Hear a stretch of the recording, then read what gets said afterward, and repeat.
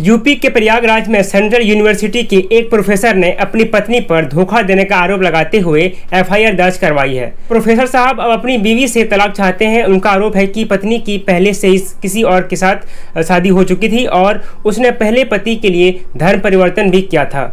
बावजूद इसके उसने 13 साल पहले उनसे यह कहकर दूसरी शादी कर ली कि वह अभी कुंवारी है। साथ ही प्रोफेसर ने अपनी पत्नी पर घर में बवाल कर उन्हें उनकी मां से अलग करने का भी आरोप लगाया है। प्रोफेसर ने अपनी पत्नी के अलावा साली और सास पर भी प्रताड़ित करने का आरोप लगाते हुए पुलिस से शिकायत की है।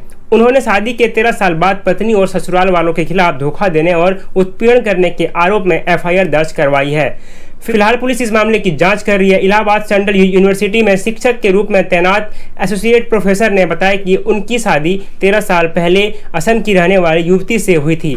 जिस वक्त उनकी शादी हुई उससे पहले उनकी पत्नी ने किसी मुस्लिम युवक से शादी की थी। उस पति को छोड़ने के बाद खुद को कुंवारी बताते हुए उनसे भी शादी कर ली, लेकिन उन्हें पहली शादी के बारे में 13 सालों तक कोई भनक नहीं लगी थी। प्रोफेसर ने आरोप लगाया कि पत्नी के कुंवारे होने के झूठ में उसके घरवाले भी शामिल थे और सभी ने मिलकर पहली शादी की बात छिपाकर उनकी शादी करवा दी थी।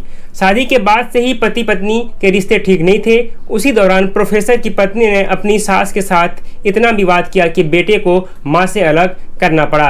1 महीने पहले पत्नी की अलमारी से मिले कुछ दस्तावेजों से उन्हें यह बात मालूम चली तो उनके होश उड़ गए। जब उन्होंने इस बारे में पत्नी से सवाल किया तो वह उन्हें झूठे केस में फंसाने की धमकी देने लगी। इसी से तंग आकर के प्रोफेसर ने थाने में मामला दर्ज करवाया।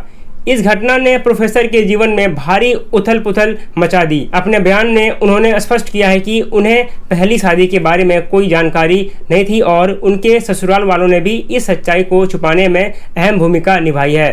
पुलिस ने इस मामले की जांच शुरू कर दी है और सभी संबंधित पक्षों से पूछताछ कर रही है। प्रोफेसर की यह शिकायत उनकी निजी और सामाजिक प्रतिष्ठा को एक बड़ा धक्का है, जिससे उभरने के लिए वह अब कानून सहायता की उम्मीद कर रहे हैं। पुलिस की जांच के नतीजे ही बताएंगे इस पूरे मामले में सच क्या है और कौन दोषी है।